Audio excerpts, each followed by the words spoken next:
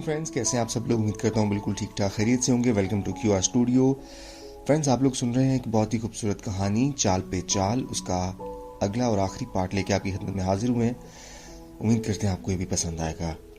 बढ़ते हैं अपनी कहानी की तरफ।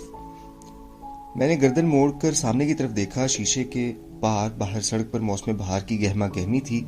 कारें जन्नाटे से बाहर आ जा रही थीं। फुटपाथ पर लोगों की चहल पहल थी, मगर ब्रांच के अंदर नाहित सुकून और खामोशी का आलम था। मैंने गहरी सांस ली और लांस की तरफ देखा। वो लॉबी की तरफ ही देखे जा रहा था।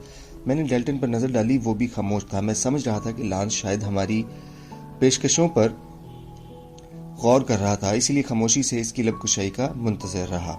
चंद लम्हे इसी तरह गुजर गए। लांस की निगाहें कभी हम पर पड़ती और कभी लॉबी का तवाफ करती रहती। इसी दौरान इसने कोट के अंदर हाथ डाला। मैं समझा कि शायद वो चेक बुक निकालने जा रहा है। मैंने एक नज़र फर्श पर डाली और एक कदम आगे बढ़ाने की कोशिश करनी चाहिए। मैं चाहता था कि वो चेक लिख ले तो इसे वसूल करके नहायत ताबेदारी के अंदाज में डेल्टन को पेश करूं। इससे पहले कि मेरे पांव फर्श से उठते, बराबर की कुर्सी पर बैठे डेल्टन ने मेरा कोट पकड़कर रोकने की कोशिश की और मुंह ही मुंह में बड़बड़ाया, इसके पास पिस्तौल है। इसकी आवाज कपकपा रही थी। अब पूरी बात समझ आ चुकी थी। क्या? मेरे मुंह से बेसाख्ता निकला। मैंने सामने नजर डाली। लांस के हाथ में पिस्तौल था और होंठों पर खबासत भरी मुस्कुराहट। इसकी तवक्को तो मुझे क्या मेरे बॉस को भी ना थी। कहाँ लेने की बातें थीं और अब देने के मामला गले पड़ गया था। लम्हे भर को तो मैं बना कर रह गया। दिल में सोचा, ये तो मेरे रंग में भंग डालने जा रहा है। दिल में ख्याल आया कि इस पर एक छलांग लगाकर काबू कर लूं। इससे पहले कि मैं कुछ करता, वो तेजी से उठा। पिस्तौल का रुख हम दोनों की जानिब था। इसने कुछ कहने की बजाय जुमानी निगाहों से हमारी तरफ देखा और हल्के से मुस्कुराया। सूरत हाल पूरी तरह साफ हो चुकी थी। Good, very good. बस इसी तरह बैठे तमाशा देखते रहो, वरना। इसने पिस्तौल वाला हाथ आगे बढ़ाया। बॉस पहले ही कुर्सी पर ढह चुका था। यह हुक्म सुनकर तो जैसे कुर्सी पर ही नीम दराज हो गया। लांस मुस्कुराता हुआ इसकी तरफ आगे बढ़ा कि हम दोनों इस तरह आगे बढ़ा कि हम दोनों बदस्तूर इसके निशाने पर रहें। वो आस्ता से मीटिंग रूम से निकला और दरवाजा बाहर से लॉक कर गया। मैंने आगे बढ़ने की कोशिश की, मगर लगता था जैसे पांव जमीन में धंस चुके हों। डेल्टन बेजान बना कुर्सी पर बैठा था। इसकी आंखें फटी और मुंह हैरत नहीं खौफ से खुला हुआ था। मैंने सामने की तरफ नजर डाली। लांस कैश काउंटर के करीब पहुंच चुका था। इसके हाथ में पिस्तौल को लॉबी में मौजूद तमाम लोग देख चुके थे। मिस किटी के दोनों हाथ मुंह पर थे, जैसे जबरदस्ती खुद को चिल्लाने से रोक रही हो। इसकी आंखों से खौफ झलक रहा था। काउंटर पर खड़ी औरत तेजी से पलटी। इसके एक हाथ में डिपॉजिट स्लिप थी। इसने जो देखा, इसके फौरी बाद इसका दूसरा हाथ दिल पर था। वो पत्ते की तरह लर्ज रही थी। कितार में खड़ी दूसरी औरत ने भी आंखें फटी हुई से देखा। कैश काउंटर की मुख्तसर कितार के दरमियान में खड़े शख्स ने भी खामोशी में बेहतरी समझी। इसने ओवरकोट की जेब में मौजूद हाथों की मुठ्ठियां शायद और सख्ती से भींच लीं। लगता था कि जैसे इसकी सबसे कीमती चीज जेब में रखी हो। बैंक लुटने जा रहा था। यकीन से कह सकता हूं कि लांस जैसे खुशपोश डाकू को बैंक लूटता देखना इन सब की जिंदगियों का पहला और मुनफरिद तजर्बा था। खुद मेरे लिए भी लांस जैसी शख्सियत का यह रूप नहायत हैरत अंगेज था। कुछ देर पहले तक इसका शायाना अंदाज मेरे लिए आइडियल था, मगर अब मेरी सोच बदल रही थी। मुझे यकीन था कि लांस इसका असल नाम नहीं होगा। कौन डाकू अपना असल नाम बताकर बैंक लूटता है? वैसे इस पर शदीद गुस्सा भी आ रहा था। बैंक लूटता तो मेरे ख्वाब लुट जाते। रात भर का जागना अकारत जाता। ऊपर से मैं आज सुबह मिस किटी से जो ड्रामा कर चुका था, बाकी के दिनों में इसका खराज भरना पड़ सकता था। मेरे साथ तो वैसे वही बिन खाए पिए गिलास तोड़े जैसा मामला होने जा रहा था। समझ नहीं आ रहा था कि क्या करूं। लांस कम से कम अब तक मेरे लिए इसका नाम यही था। सबको पिस्तौल की जिद पे लिए आगे बढ़ा और ओवरकोट वाले आदमी के पीछे जाकर इसके हाथ इसकी गर्दन में डालकर हल्का सा झटका दिया। वो शख्स दोहरा हो चुका था। दूसरे हाथ से लांस ने इसके बाजू को मरोड़कर पीछे किया। वो शख्स घुटनों के बल फर्श पर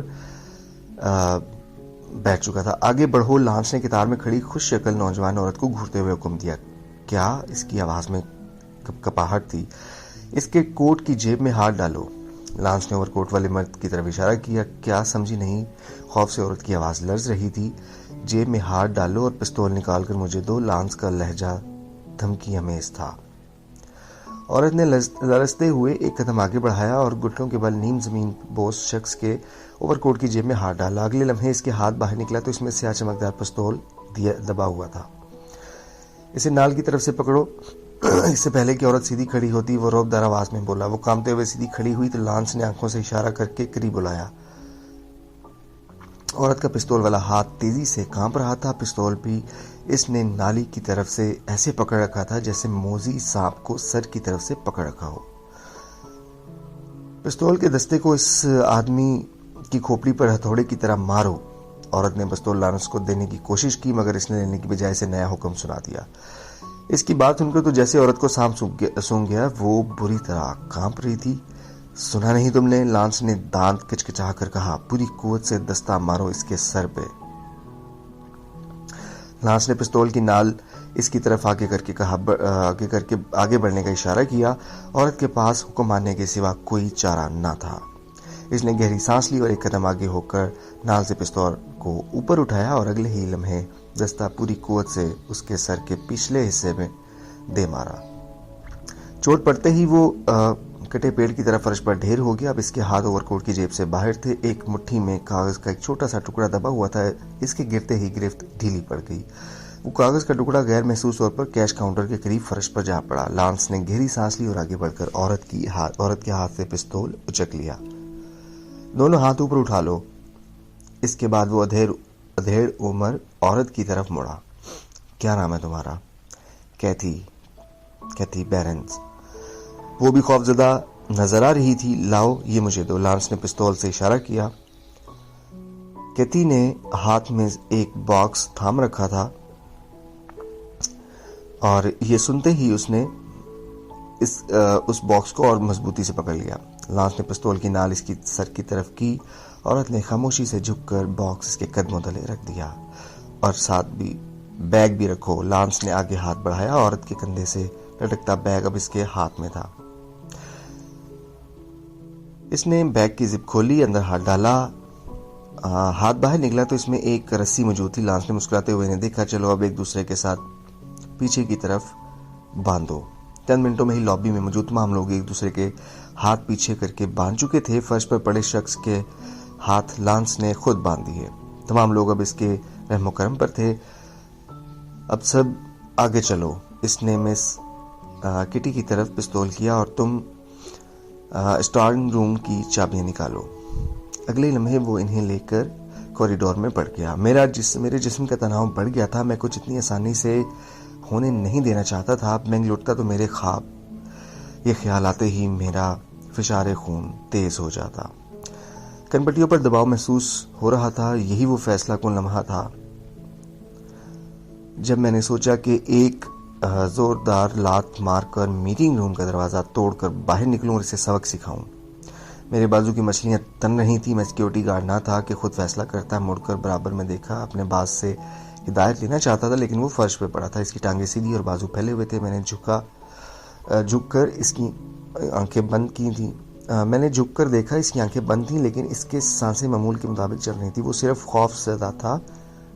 लाबी से धुआं आने लगा। डेल्टन ने मेरा हाथ अपने सीने पर महसूस किया तो झट से आंखें खोलते हुए कहा। मैंने भी गहरी सांस ली। धुआं फैलता हुआ महसूस हो रहा था। लगता है स्मोक बटन ऑन हो गया है। मैंने कहा स्मोक बटन हिफाजत के लिए था। इससे धुआं फैलता है जिससे एक तरफ तो डाकुओं को नजर नहीं आता तो दूसरी जानब बैंक के बाहर लोग ये सोचकर अंदर आग लग गई है पुलिस या फायर ब्रिगेड को इतला कर देते हैं। धुआं भी फैलना शुरू ही हुआ था। मैं समझ गया कि मिस किटी ने स्टोरिंग रूम खोलते हुए स्मोक बटन ऑन कर दिया होगा। मैंने एक नज़र लॉबी पर रखी हुई थी। दरवाज़ा बंद था। इर्द गिर्द नज़र डाली ताकि कोई ऐसी चीज़ मिल सके जिससे दरवाज़ा खोलकर बाहर निकल सकूं। मगर मीटिंग रूम में कुछ भी ऐसा ना था। मैं नीचे झुका। कुछ है ऐसा जिससे दरवाज़ा खोला जा सके। डेल्टन ने इनकार में सर हिला दिया। अचानक मेरे जहन में ख्याल आया कि मैं सीधा खड़ा हो गया। तुम क्या करने जा रहे हो? डेल्टन चिल्लाया।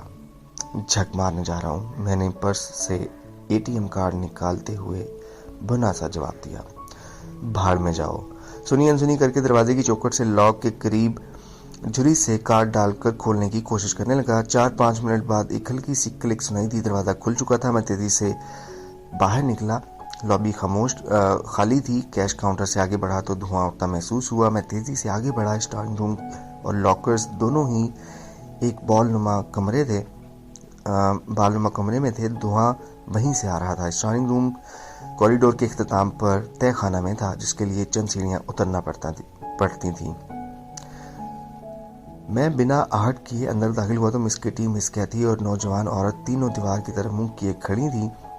लॉन्स कई लॉकर्स खोल चुका था। मैं अंदर दाखिल हुआ तो धुआं बढ़ता जा रहा था। अगरचे धुआं बढ़ता जा रहा था, लेकिन जब तक मैं अंदर दाखिल हुआ तब तक ये इतना ना था कि कुछ देखना मुमकिन ना होता। फर्श पे एक थैला पड़ा था। कई लॉकर्स रखे हुए थे। मेरे पहुंचने पर वो लॉकर्स नंबर 17 खोल रहा था। जैसे ही इसने दरवाज़ा खोला, मैंने इसकी तरफ छलांग लगाई। वो पलटा और घूमकर किक मारने की कोशिश की, लेकिन इसी दौरान में मैं इसे पीछे की तरफ से दबोच चुका था। वो खुद को छुड़ाने और मुझ पर काबू पाने के लिए सख्त मज़ाहमत करता रहा। तुम लोग लॉबी में भागो। मज़ाहमत के दौरान मैंने चिल्लाकर कहा। वो भी समझ गया कि बाजी पलट चुकी है। इसकी मज़ाहमत में भी तेजी आ चुकी थी। मुझे अंदाज़ा ना था कि दुबले पतले नजर आने वाले लांस में इतनी जान हो सकती है कि वो मेरे काबू में ना आ सके। वो लेकिन बला का फुर्तीला था। पूरी तरह जान लड़ाने के बावजूद मैंने इसे पीछे से दबोच रखा था। इसे फर्श पर पटकना चाहता था, लेकिन वो इतनी तेजी से मचल रहा था कि मुझे अपना तवाज़ुन संभालना मुश्किल था। इसी दौरान इसने पूरी शिद्दत के साथ मेरी कलाई पे काट लिया। मैं तड़प कर रह गया। मेरी गिरफ्त कुछ कमज़ोर पड़ चुकी थी, लेकिन इसके बावजूद वो बदस्तूर गिरफ्त में था। अचानक वो कुछ इस तरह से उछला कि मेरी थोड़ी से इसका सर टकराया। मेरे दांत तक एक दूसरे से टकरा गए। टक्कर इतनी शदीद थी कि एक लम्हा को लगा जैसे पूरा जबड़ा अपनी जगह से हिल गया हो। इसी दौरान मेरी गिरफ्त कुछ और कमज़ोर पड़ी। बस यही वो लम्हा था जब इसने खुद को मुझसे तड़प कर आज़ाद करवा लिया और फर्श पर रखे थैले को उठाने की कोशिश की। तब तक मैं खुद को किसी हद तक संभाल चुका था। मैंने पलटकर जोर से किक मारने की कोशिश की, लेकिन बढ़ते हुए धुएं में मेरा निशाना गलत पड़ा। इसे क्या किक लगती, मैं अपने ही झोल में मुंह के बल फर्श पर गिर पड़ा। लॉन्स थैला उठाने ही वाला था कि मैंने दोबारा कोशिश की। इस बार निशाना दुरुस्त था। किक इसकी टांग पर पड़ी। वो डगमगाया। इस दौरान मैं उठ खड़ा हुआ। मुझे खड़ा होता देखकर इसने थैला छोड़ा और बाहर की तरफ भागा। मैं इसके पीछे भागने की बजाय तेजी से पलटा। ये हालात मेरे मंसूबे का हिस्सा ना थे, लेकिन अब इस पर सोचने का वक्त ना था। लॉकर नंबर 17 खुला पड़ा था। चाबियों का गुच्छा भी लटक रहा था। मैंने जल्दी से अंदर हाथ डाला। वहां मखमल की एक थैली और नोटों की चंद मोटी गड्डियां और एक लिफाफा रखा था। मैंने जल्दी मखमल की थैली और नोट अपनी जेबों में भरे। शर्ट के बटन खोलकर लिफाफा बुनियान के अंदर डाला और लॉकर का दरवाजा बंद करके चाबियों का गुच्छा फर्श पर फेंक दिया। कमरे में धुआं काफी भर चुका था। मैं जबड़ा पकड़कर कराते हुए बाहर निकला। डेल्टन औरतों के हाथ खोल चुका था। मिसेस कैथी अपने मोबाइल से इमरजेंसी को फोन मिला रही थी। प्लीज फौरन पुलिस भेजो, 28 लॉन्ग स्ट्रीट बैंक डकैती। ये कहकर वो लम्हा भर को रुकी और सामने देखा। एक एम्बुलेंस भी भेजो, यहाँ पर एक जख्मी भी है। वो सख्त बदहवास नजर आ रही थी। लॉन्स कहाँ है? मैंने चिल्लाकर पूछा। भाग गया, मिस किटी ने जल्दी से कहा और मेरे करीब आई। मुझे तुम पर फख्र है, मैंने सब कुछ देखा। बातें बाद में, पहले स्मोक बटन ऑफ करो। ओह, मोटी मिस किटी डोलते हुए कॉरिडोर की तरफ जा रही थी। स्मोक बटन ऑफ होने के बाद धुआं बतदरीज कम हो रहा था। मैंने सामने देखा, ओवरकोट वाला शख्स कुर्सी पर बैठा सर हिला रहा था। तुम उस पर काबू नहीं पा सके? डेल्टन मेरे करीब आकर चिल्लाया। मैं खुद जख्मी हो चुका हूँ। लांस के साथ धींगा मुश्ती के दौरान मेरा निचला होंठ फट चुका था। वहां से खून रस रहा था। ओह, डेल्टन ने मेरे चेहरे की तरफ देख कर कहा। मैंने बड़ी कोशिश की, लेकिन वो बहुत फुर्तीला था। खैर, इसके पास पिस्तौल था। अगर इसे इस्तेमाल करने का मौका मिल जाता तो। डेल्टन ने मुझसे हमदर्दी दिखाते हुए कहा। इसे पिस्तौल चलाने का मौका कैसे मिलता? मैंने तो इसे लूट का माल भी उठाने नहीं दिया। क्या? डेल्टन चिल्लाया। बैंक लूटने से बच गया? इसका चेहरा खुशी से दमक रहा था। तुमने तो कमाल कर दिया। जी सर, मिस किटी ने करीब आकर डेल्टन से कहा। मैंने खुद देखा है, वो खाली हाथ भागा है यहाँ से, और ये सब कुछ इनकी वजह से हुआ। इसने मेरी तरफ उंगली से इशारा करते हुए शर्मा कर कहा। वेल डन, डेल्टन चिल्लाया। तुमने तो आज सिक्योरिटी गार्ड की भी कमी पूरी कर दी। वो बहुत खुश नजर आ रहा था। वो मिस किटी की तरफ मुड़ा। तुम फौरन स्ट्रांग रूम की तरफ जाओ और दरवाज़ा लॉक कर दो। ओके। मिस किटी दोबारा स्ट्रांग रूम की तरफ बढ़ी थी। इसी दौरान सर पर पिस्तौल का दस्ता दिखाने वाला बैंक कस्टमर अपनी जगह से उठा। बड़ी कुव्वत है तुम्हारे हाथ में, वो इस नौजवान खातून से मुखातिब था जिसने लॉन्स के हुक्म पर इसके सर पे वार किया। I am very sorry. इसके चेहरे पर शर्मिंदगी नुमायां थी। मेरा नाम लॉर्ना है और मैं कुछ रकम निकालने आई थी, ये कहकर मुस्कुराई। लेकिन तुमने तो मेरा भेजा ही निकाल देना था। मेरा इरादा हरगिज ऐसा ना था। वो खजालत से मुस्कुराई। मैं मजाक कर रहा था मोहतरमा। वो मुस्कुराया। शुक्र है बात सिर्फ गोमले पर ही टल गई। इसने एक बार फिर सर का पिछला हिस्सा सहलाया। लगता है बर्फ की टकोर कारगर होगी। इसी दौरान एम्बुलेंस और पुलिस सायरन की मिली जुली आवाजें आने लगी थी। मैंने अपने जख्मी होंठ पर हाथ लगाया। वो कुछ सूजा हुआ महसूस हो रहा था, लेकिन खून का रसाव बंद हो चुका था। आधे घंटे तक पुलिस तफ्तीश में लगी रही और मैं और गोमड़ वाले दोनों ने ही अस्पताल जाने से इनकार कर दिया। एम्बुलेंस को खाली वापस जाना पड़ा। दोनों कस्टमर्स औरतों के बयानात लेकर जाने की इजाज़त दे दी गई उनको। बैंक के अंदर पुलिस वाले एक सुराग रसाम, मिस किटी, डेल्टन, गोमड़े वाला और मैं बाकी रह गए थे। पुलिस वालों ने डाकू का हुलिया तो नोट कर लिया था, ताहम इन्हें पूरा यकीन था कि जिस तरह वारदात की कोशिश की गई थी, इससे यही लगता था कि वो रूप बदल कर आया है। इसलिए डाकू का खाका बनवाने का इरादा भी तर्क कर दिया गया। बैंक से कोई शय लूटी नहीं गई थी, फिर भी पुलिस तनही से सबूत तलाश करने की कोशिश में लगी रही। इसी दौरान एक पुलिस वाला मेरा बराबर खड़ा सुराग रसाम के पास आया। कैश काउंटर के करीब से पर्ची मिली है। मैं एक डाकू हूँ और पिस्तौल मेरी जेब में है। खामोशी से सारा कैश मेरे हवाले कर दो। सुराग रसाम ने बावाज़े बुलंद पर्ची पे लिखी हुई इबारत पढ़ी। क्या? मिस किटी का मुंह हैरत से खुला रह गया। ये पर्ची डाकू ने तुम्हें भी दी थी? सुराग रसाम मिस किटी की तरफ मतवज्जा हुआ। वो पहले ये जान चुका था कि वारदात के वक्त वो कैश काउंटर पर थी। मुझे तो इसने कोई पर्ची नहीं दी, इसने कहना शुरू किया। वो तो सिर्फ स्ट्रांग रूम जाना चाहता था। काउंटर पर मौजूद कैश में इसकी कोई दिलचस्पी नहीं थी। तो फिर ये कहाँ से आई? सुराग रसाम ने पर्ची सबके सामने लहराते हुए पूछा। ये मेरी पर्ची है। ओवरकोट वाला आदमी सर का गोमड़ा सहलाते हुए अपनी जगह से उठा। क्या? सुराग रसाम ने हैरत से इसकी तरफ देखा। एक पुलिस वाला इस शख्स पर पिस्तौल तान चुका था। ये तहरीर मैंने ही लिखी है और मेरे पास पिस्तौल भी था। वो शख्स पुलिस के सामने ये कहते हुए भी बहुत पुरएतमाद दिखाई दे रहा था। हम सब के मुंह हैरत से खुले हुए थे। क्या मुसीबत है? एक वक्त में दो डाकू। मैं डाकू नहीं हूँ। इसने डेल्टन की बात सुनकर इसकी तरफ देखते हुए सुकून से वजाहत की। तो वो पिस्तौल नकली था, लेकिन बिल्कुल असली जैसा। इसने डेल्टन को पूरी बात करने का मौका दिए बगैर जल्दी से कहा। पुलिस वाले क्राइम सीन की बजाय अब इसकी तरफ मतवज्जा थे। ये क्या बकवास है? डेल्टन चिल्लाया। इसे क्या? मुझे भी कुछ समझ नहीं आ रहा था कि हो क्या रहा है। कौन है ये शख्स? मिस्टर ब्रांच मैनेजर, मैं हूँ मॉर्गन ब्राक। ये कहकर वो एक कदम आगे बढ़ा। पुलिस वाले मुस्तैद खड़े थे। मैं हक्का बक्का देख रहा था। लो, इसे भी आज ही आना था। वो डेल्टन के करीब पहुंचा। इसका मुंह खुले का खुला रह गया। सुराग रसाम और पुलिस वाले भी इस रुख बदलती सूरत हाल से चकरा गए थे। याद आया मिस्टर डेल्टन? जी सर, बिल्कुल याद आया। वो ऐसे झींप रहा था जैसे कोई मुअज़्ज़ज़ दिखाई देने वाला शहरी बेकीमत शहर चोरी करते हुए रंगे हाथों पकड़ा गया हो। कुछ देर में सुराग रसाम और पुलिस वालों पर भी मॉर्गन ब्राक की हकीकत आश्कार हो चुकी थी। रस्मी कार्रवाई के बाद वो रुखसत हुए और फिर सारा बैंक स्टाफ मीटिंग रूम में जमा हो गया। ये तो साफ नजर आ चुका था कि बैंक सिक्योरिटी का कितना शानदार इंतजाम किया है ब्रांच मैनेजर मिस्टर डेल्टन ने। इसने डेल्टन की तरफ देखते हुए कहा। इसलिए मैं आपको फारिग करने का फैसला करता हूँ। आज से आप ब्रांच के मैनेजर ही नहीं रहे, बल्कि मुलाजमत से भी फारिग किए जा रहे हैं। ये सुनकर मैंने डेल्टन की तरफ देखा। इसका चेहरा उतर चुका था। इसके बाद वो मेरी तरफ मतवज्जा हुआ। आपका ओहदा क्या है? कुछ देर पहले मिस्टर डेल्टन ने मुझे अपने असिस्टेंट के ओहदे पर फाइज किया था, मगर इन्हें फारिग किए जाने के बाद मैंने लम्हा भर तवक्कुफ किया। समझ नहीं आता कि मेरा ओहदा क्या है, बस अभी तक काम कर रहा हूँ।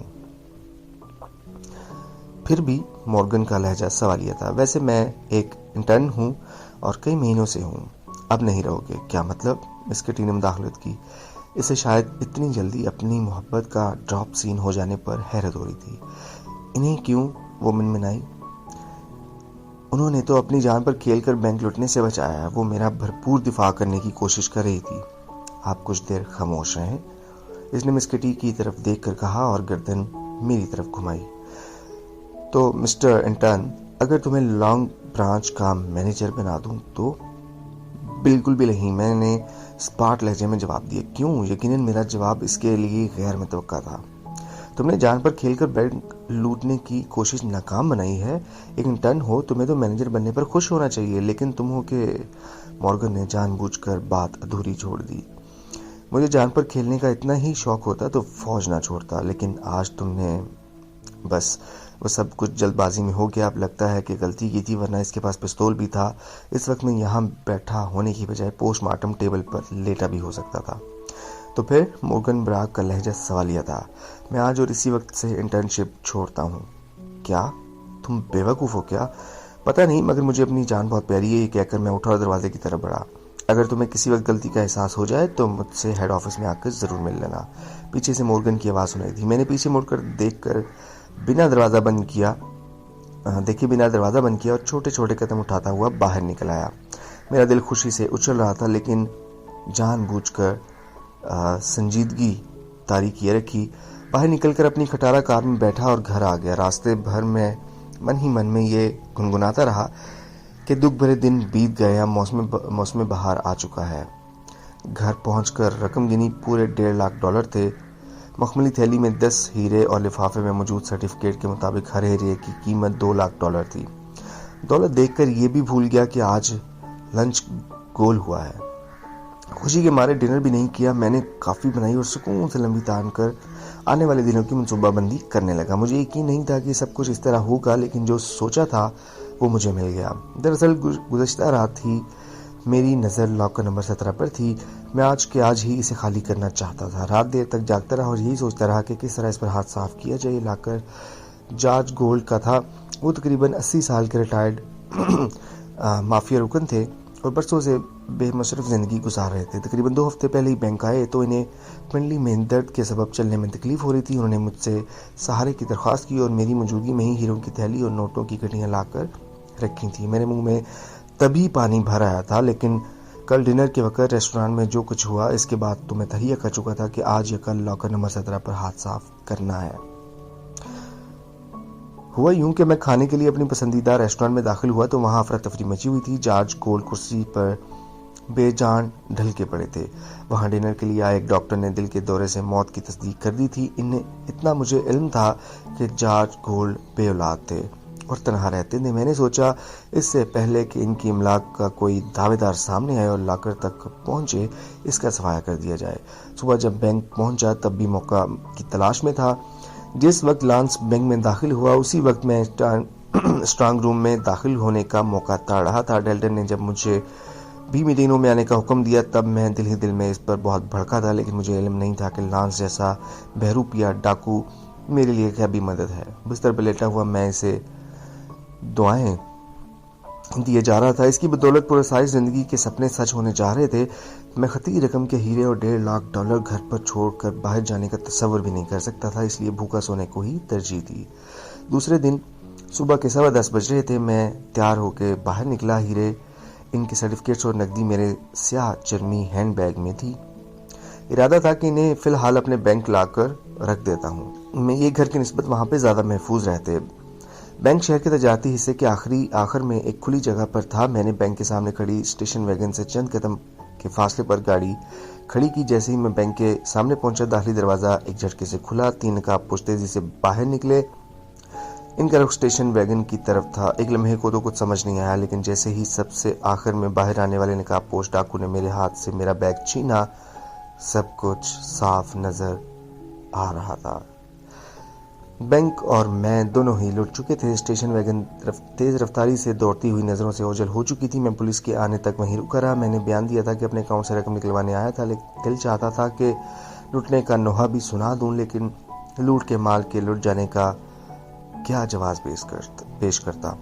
वो दिन मेरे लिए क़यामत से कम ना था, लेकिन क्या कर सकता था। दूसरे दिन उठा तो नींद पूरी ना होने से सर बोझल था। लुटने के बाद मेरा दुख दुगना हो चुका था। आखिर नाश्ते के बाद मैंने खुद को तसल्ली दी कि कोई बात नहीं, बैंक सलामत है तो दौलत हथियाने के मौके और बहुत मिलेंगे। फिलहाल तो नौकरी का बंदोबस्त किया जाए। काफ़ी देर सोचने के बाद एक ख्याल आया और फौरन डायरेक्टरी उठाकर नंबर ढूंढने लगा। नंबर मिलाया। हेलो, क्या मिस्टर मोकन से बात हो सकती है? जी नहीं, एक खातून की सुरीली आवाज़ सुनाई दी। क्या वो कहीं बाहर गए हैं? मैंने पूछा। वो फौरी तौर पर मुलाजमत छोड़कर जर्मनी के लिए जा चुके हैं। हमें कल शाम ही इनका इस्तीफ़ा ईमेल से मिला था। मेरे हाथ से रिसीवर छूट कर फर्श पर जा गिरा। ख़वातीन और हज़रात, ये थी खूबसूरत सी कहानी चाल पे चाल। उम्मीद करते हैं आपको पसंद आई होगी। इसी तरह की और कहानी सुनने के लिए हमारे चैनल को सब्सक्राइब कीजिए। अपना बहुत सारा ख्याल रखिए, हंसते मुस्कुराते रहिए। आपसे मुलाकात होगी एक अगली वीडियो में। तब तक दें इजाज़त। अल्लाह हाफ़िज़।